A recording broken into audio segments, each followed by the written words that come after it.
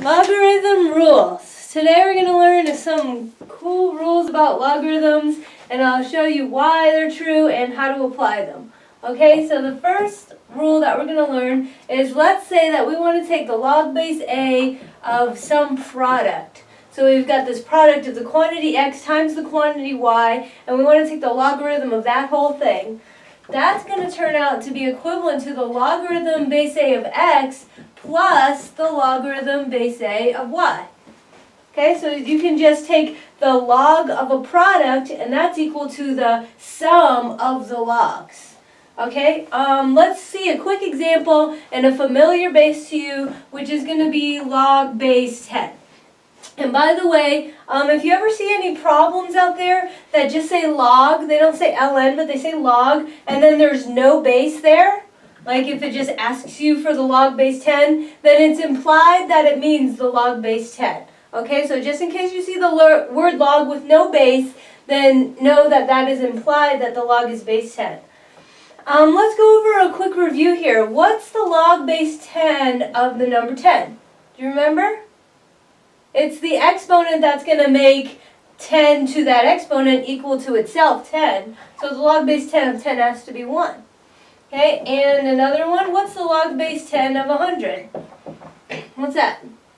Yeah, that's going to be 2, because 10 to the 2 is equal to 100. Right. Now let's say that I wanted to take the log base 10 of the product of 10 and 100, which is going to come out to be 1,000. Okay, so just from the rules of logs, you can see that the log base 10 of 1,000 would be the number that I have to raise 10 to get 1,000, so that should be equal to 3. But you can also now see that if I called the x equal to 10 and the y equal to 100, this is really the product of 10 times 100. And so if I want to take the log base 10 of 10 times 100, that will be the log base 10 of 10 plus the log base 10 of 100. And we just went over how that's 1 plus 2. And either way, you get to 3. Okay, so this works in your familiar base 10, and it also would work on any quantities to say that the log base a of a product is equal to the sum of the logs. That's rule number 1. Okay, so then we're going to go on to rule number 2, and that says that if you have the log base a of some sort of exponential quantity, so let's say that I have the log base a of x to the y. How do I compute that? Well, that's just going to be y times the log base a of x itself. Okay, so the y pops down and goes out in front, and then you have the log base a of x. Okay, so let's see another example to make sure that we understand that one. Let's say, again, in base 10, we have the log of 10 to the 6. Okay? So from the log rule, we can see that if we have an exponential statement in here, the exponent from the statement can pop down into the front, and this is going to be the same thing as 6 times the log base 10 of 10. And as we just went over, the log base 10 of 10 is 1, so that's just 6 times 1, so that's equal to 6. Okay, and if you remember logarithmic versus exponential form, the number that pops out of the log is going to be the exponent, such that I could take the number 10, the base 10, raise it to the 6, and I should get 10 to the 6, so that makes sense. Okay, so if you're lucky enough to see an exponential statement in here, then keep in mind that you can always take the exponent and it'll just come out in the front like that. Okay, so let's go over another example. Like, let's just say I had the log base a of x to the 2. Now, I didn't tell you what the log base a of x is, but in terms of that, how could I simplify this equation? See, you got an exponent up there, so that's just going to pop right out. So that will be the 2 times log base a of x. Okay, so let me give you a couple more challenging ones so that you can recall your fractional exponents and your negative powers. Okay, so try to write down each one of these two things in terms of the log base a of x, like how I left it in here, because I didn't tell you what that was. But how could I simplify the log base a of the square root of x? You got to remember what the square root of x is. The square root of x is really x to the 1/2 power. So I do indeed have an exponential statement inside here, so the 1/2 can just pop out in the front, so that's 1/2 log base A of x. Okay, so that's where the 1/2 comes from, is because square root of x is the fractional power x to the 1/2. And then what about that one, log base A of 1 over x? What's that one? 1 over x is that negative power, x to the minus 1, so this is just minus the log base A of x, where the minus from that comes from the negative exponent -1, x to the -1. Okay? Alright, so we have these two rules in play now. There's this rule right here, and there's this rule here. And in case you're wondering about assessments in my class, I am not giving you these rules on a quiz or test. We're going nice and slow in the logarithmic portion of this class, and it's not that I want you to force you to memorize these things, but I just want you to understand them as we sought to understand the exponent rules from before. If you remember the two exponent rules that we saw last week, you'll see that these are kind of hand in hand with those two things. Okay, so let's practice these rules a couple more times, and I'll leave them up on the board since they're new to you here. Let's consider simplifying. How could we simplify a statement such as the log base A of x times y times z? Okay, so now we have a triple product. We get x, y, z. What is the log base A of all that in terms of the logs of the individual quantities x and y and z? Okay, so it's just a product, so we're going to add them all together. That's the log base A of x, the log base A of y, and the log base A of z, just added together in a string, which shows you that you can do as many of them as you want, as long as they're all times each other. Okay? But now, if we want to add in this exponent rule into play, maybe I'll say, what's the log base A of, I don't know, x squared times the square root of y divided by z to the third? Okay, this one's a little bit harder. It's a combination of a product. There's some stuff on the bottom though, so that's a quotient. But what you're going to want to do if you see a fraction like this, a quotient, is you're going to want to rewrite it in terms of a product first, and then apply the rules. Okay? So let me seek to just rewrite this, and then I'll try to enact both of the rules. Like for example, the x squared, not much I can do about that. I'll just leave it alone. What would I write instead of square root of y? Y to the half, that's right. That's what we just learned. And then the last one is, now I've got a z cubed, but it's on the bottom. Okay, I don't want to make any fractions anymore. I just want everything on the same line. So that's z to the what? Z to the -3, that's right. Okay, so now here before you saw me do the simple x, y, z. Now over here we've got x to the 2, y to the half, z to the -3. So now we have to use this rule in combination with the other rule. Okay, so go ahead and try to write down what you think is going to be there.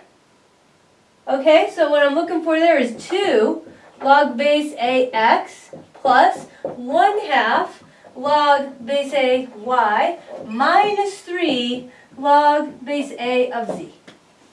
Did you get that combination? Alright, good job. So now let's throw some values up there, and we're going to play this game a little bit more. And just to check, I'm going to actually erase the rules now.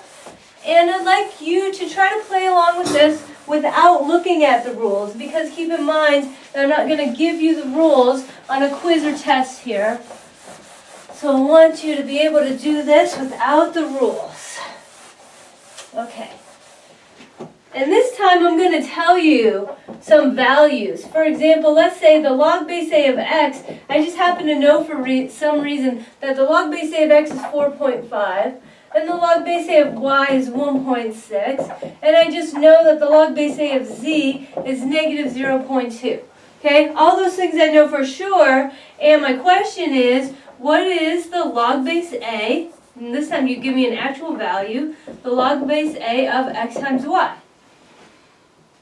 Okay, I don't actually know the statement of the quantities x and y, so I can't make sense of this product, but what I can do is use my log rules to split up the product and then replace with the values that I do know. Okay, so then you're going to log base A of x, and you're adding the log base A of y, and those are the quantities above 4.5 and 1.6, and that all comes out to be 6.1. Okay, so I know that that quantity is equal to 6.1. Let's see how that reconciles with what we were talking about before of the exponential versus logarithmic form. Okay, and actually we already have the logarithmic forms right here, so all of these right here, if you recall, this is what we were calling the logarithmic forms.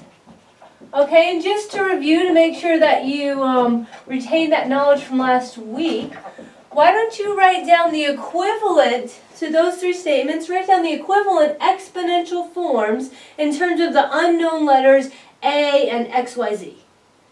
That's the exponential form.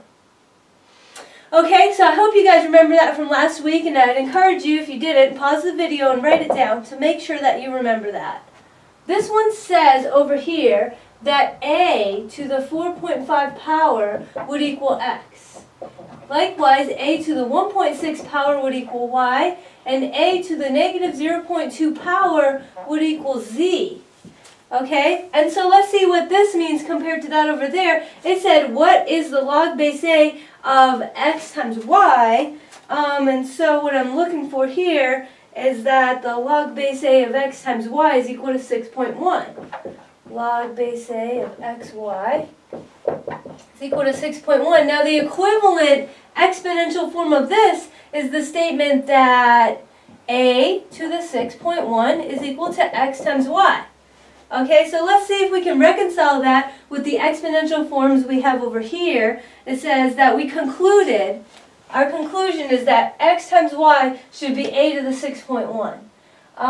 Let's see, x times y, so x times y from here would be a to the 4.5 times a to the 1.6, and that's why I was saying that the two log rules that I just introduced are equivalent to the exponent rules that we learned last week, because actually combining this into a single base to a single power was one of the exponent rules from last week. Do you remember what you're supposed to do with those two exponents? You're supposed to add them together. Yeah, so then that's a to the 4.5 plus 1.6, and when I add that together I get a to the 6.1.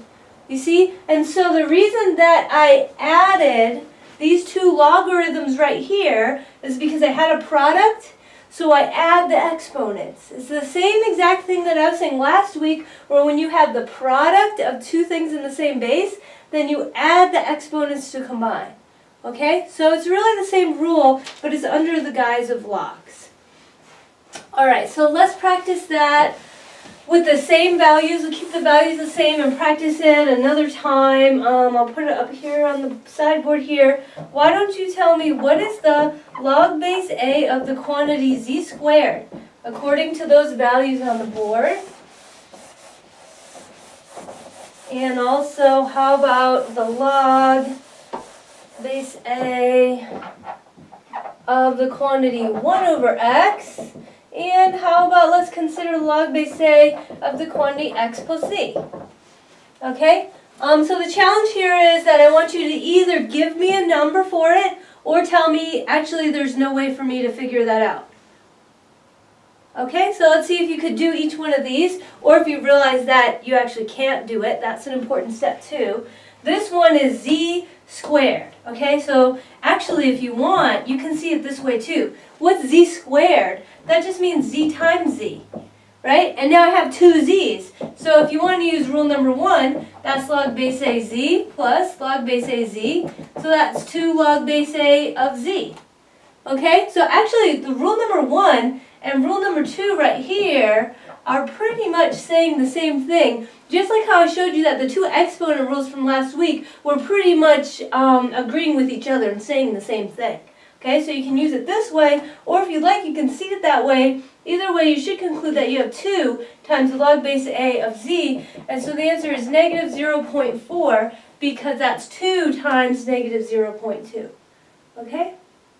And then that one over there, that one's a little more challenging, because you have to first realize that you actually have the log base a of x to the minus 1. So that's minus the log base a of x, and so that's going to be a minus 4.5 for that one. Got that? So if you ever see a fraction, a ratio inside the logarithm, consider changing it into a product like this using negative powers and then applying the rules. Okay, so what about this one? Did you guys get a number for this? I hope you didn't, actually, because this is one of the key misunderstandings here, is that we have a rule for logs of products, but we do not have a rule for logs of sums. So this one right here is that we just can't know. Okay, and the reason I put it up there was to test you and make sure that you did not just try to add these two logarithmic values together, because you can't do that. If I said, what's the log base A of x times z, then you could add those two numbers together. But if I say x plus z, you can't know. And likewise, if I say log base A of maybe y minus x, that's a difference, you can't know. You can't know the sums or differences, but you can know the products and you can know the quotients. Okay? And just speaking of quotients for a minute, actually if I asked you what's the log base A of y over x, now if you were following along with what I was doing earlier, I would have rewritten this as log base A of y times x to the minus 1. But some books may also display this ratio or quotient as its own separate rule, where they would say the log of a quotient is equal to the difference of the logs. And you see that turns into a subtraction here. And really, I would say that this isn't really a special rule, it's just an application of rewriting this quotient right here as y times x to the minus 1 and using the first two rules. Okay, so you can see it either way you want. You can think of it as a separate rule, but it might be easier to just realize that that's a product that I was looking for with a negative power, and that's why that negative appears right there. Okay, so hopefully you feel comfortable addressing those problems inside the homework set. And then I've just got one more rule to show you, which is going to be called the change of base formula. And it's a formula that allows us to speak about any logarithm whatsoever in terms of our favorite base, which is going to be the natural base, base e. And keep in mind the ln of x, that's the log base e of x, okay? We don't really write log base e though, so if you've been writing that, try to stop doing that and instead abbreviate it to ln, where the n stands for natural, because e is the natural number, approximately 2.718. So let's say that we have a quantity, x, and we're taking the log base a of that quantity. Maybe we don't want to use the log base a. In particular, if you look on your calculator, you may find the ln button way before you find the log base a button. That might be inside your function menu. So let's say we want to do it in terms of ln instead. That would actually be easier. We're just going to say that the log base a of x is the ln of x over the ln of a. Now everything's on the same page because it's all in base e. Okay, so if you have a bunch of different logarithms and a bunch of different bases for some whatever reason, you would probably want to transfer everything to base e so that it's all kind of like apples to apples. Okay, this is a very convenient formula, and I'll just show you how to enact it. For example, on the log base 5 of 17. So on my calculator, the ln button is like right there on the calculator. But if I want to do log base 5, I have to go to the menu of functions and I have to look up alphabetically for the log, and then I have to manually say I want the base 5. So it actually takes me longer to do that than it would be to just hit the button ln 17 and then divide that by ln of 5, and then I'm going to get approximately 1.7604. Of course, that's just a decimal approximation. This is the exact value right here. And there you go. So that's the change of base formula. That's what we call the change of base formula. Okay. Yeah, so I guess I would give that one to you because that's not really something that you could easily derive. I can derive it, but I'm not going to derive it in this video. It's not really something that just pops out at you like hopefully the other log rules do. So for assessments in my class, I would actually put this one on the page if I wanted you to use that one, but not Logarithm Rules number 1 and 2 that we went over in the beginning. Okay, so let's just try this one more time. Make sure that you can get it. What's the log base 2 of 0.42? And actually, before you even do this, I want you to use the change of base formula. But before you do, what kind of sign do you think this is going to be? Like, for example, do you think this is going to be, do you think that it's greater than 0? Or do you think it's less than 0? Do you think it's positive or do you think it's negative? The log base 2 of 0.42. And why would you know whether it's positive or negative without crunching the numbers first? If you remember the picture of log, I wanted you to try to keep this in your head, the actual graph of the logarithmic function. Okay, no matter what the base is, if it's ln of x or if it's log base 2, any of the bases that are greater than 1, they always go through this point, 1, 0. Okay, which is to say that if I put a number into the log that's less than the number 1, the output will be negative. If I put a number that's greater than the number 1 into a log function, the output would be positive. Okay, so to answer the question, do I think it's less than 0, greater than 0?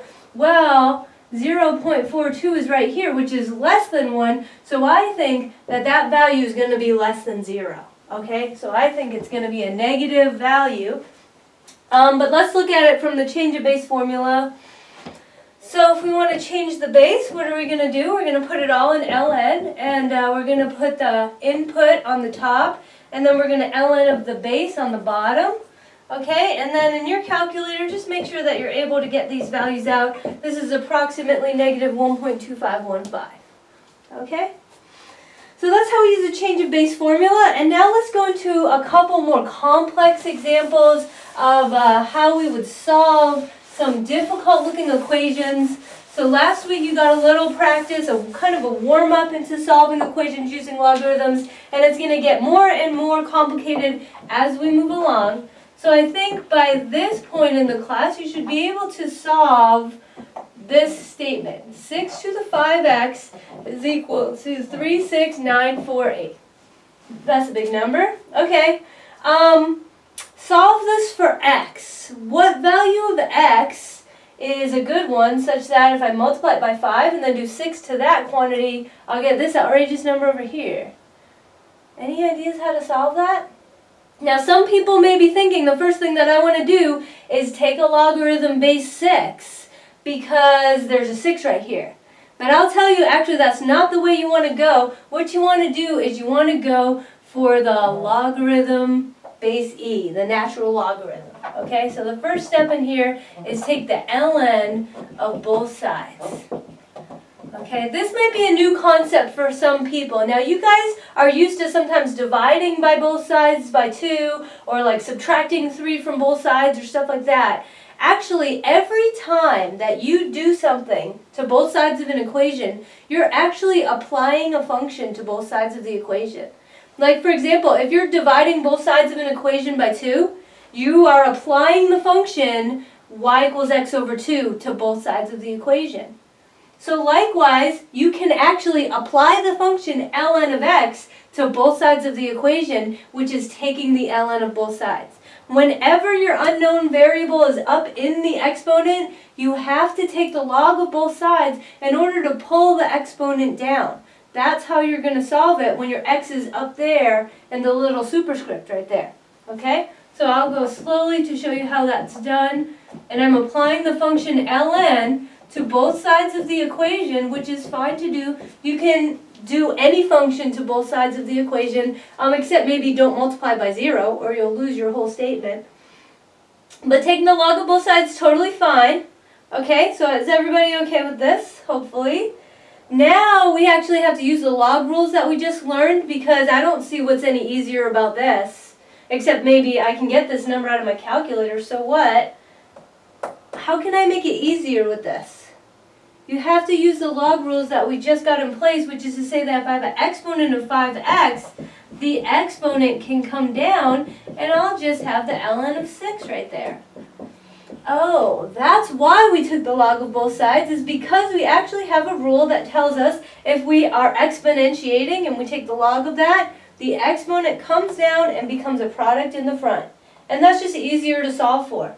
For example, you can see that if I divide both of these sides by the quantity 5 times ln of 6, then I get this, the ln of that, divided by 5 times the ln of 6, and that's going to give me my value for x right there. Actually, this is what I would call an exact answer. Okay, it's not rounded off, it's not a decimal approximation. That's exactly the number x that if I took that number and I multiplied it by 5 and then I did 6 to that, then I would get that 36,000 whatever number on that side.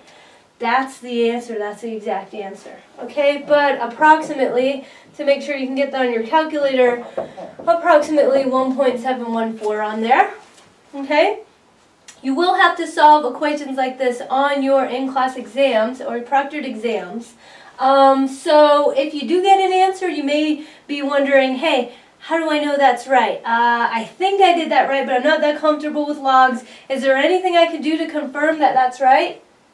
Yeah, there is. Yeah, you could just plug it back in. Exactly. So you could just take it over there and check your work by saying, okay, what's 6 to the 5 times the number that I just derived? Okay? And that should be approximately the number over there. There's going to be a little bit of round off error because this was really a dot, dot, dot. I just did it to 3 places. But if you check it, it should spit you out a number that's very close to that, and that'll tell you that you got it right. Okay, so don't forget to check all your work. And then we're going to go into one more example that's even more complicated than that. So we're ramping up the types of equations that we can solve now. And what if we had this thing? 32 is equal to 40 minus 40e to the negative 0.1 times x. Okay, so this equation might look completely outlandish to you, but I'll tell you that as a mathematical modeler and someone who's worked a lot in the industry and research, I've seen this type of form all over the place. This is actually a common solution to what we call differential equations, so it is a prominent form. Okay, so it's not just me just trying to give you that hard of a time. The question is, what's the value of x? What value of x is going to make this statement true? And this is a lot harder than the last one because on the last one I had 6 to the 5x. I had an isolated exponential term and then I took the log of both sides. Okay, so actually step 1 here is not to take the log of both sides. The step that we have to do before we can do that is we need to isolate the term with the unknown variable in it. Okay? Just like on any other solving of any other equation, you know, if you need to subtract 3 from both sides or divide 2 by both sides, you want to isolate the x, right? Now, our problem is that the x is up here in an exponent, so it's pretty hard to isolate, but at least what we can do, similar to what you've known before, is you want to isolate the term that has the unknown variable in it, okay? Which is to say that you want to get this term on one side of the equation and then all the other stuff on the other side, and really you don't even want the 40 in there. You're really trying to isolate just this term right here, just that part. Okay, so let's see if you can do that much of it. Try to get this equal to something. Try to get it to say e to the negative 0.1x is equal to what? Okay, so it looks like the first thing you're going to do is subtract 40 from both sides, okay? So then you're going to get negative 40 times this is equal to negative 8. And then the next thing you're going to do is divide both sides by negative 40. Okay, and so what you should get is that e to the negative 0.1x is equal to 0.2. Did you get to that spot? I hope so. Okay, that's just going to be your basic algebra, which is subtracting things and dividing by normal numbers and stuff. And then now you've isolated this bubble term. You see, this is the term that has the unknown variable. And I'm not counting the 40. You want to get that out of the way as well, so you don't have any multiplicative constants in front. You just have this one term, and now this is very much similar to the 6 to the 5x case, because we just have one base to some power, and the unknown variable x is in the power. So now what's my step 2 now? Taking the log of both sides, that's right, which was the first step in the previous example. So we're going to take the ln of both sides, and you can see how convenient that is here, because we're actually in base e. But remember, whether it's base e or base 6 or 3 or anything, I'm always taking the ln of both sides. That's your most common base. We might as well just pick one base to work in all the time. And the natural base is the natural choice. Okay, so that's the ln of this is equal to the ln of that.